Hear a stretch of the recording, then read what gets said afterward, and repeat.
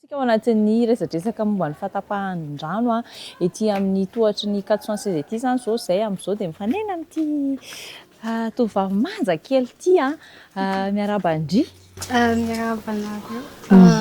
Zay zany ety ambony ety no mipetraka dia avy any ety matetika tapaka sabotsy alahady amin'ny fotoana afakan'ny olona aina dia fanasany olona lamba nefa rano tapaka dia zay ny angatany hoe mba jerena kely fa olana amin'izay.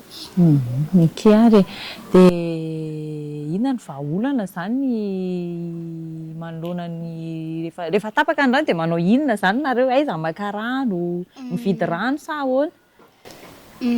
Maka rano eny amin'ny loharano. Misy loharano ety? Ie. Okey ary asivy kokoa kely. Kokoa izay vao fantatra anahy dia mirary soa. Dia mirary soa fa dia hanala fanadinana hono izy io dia bonne chance. Merci. Okey. Ity ny salto mini pizza aloha, ity mpanohana ny fandaharantsika dia mazotoa. Merci. Bye bye. Yo.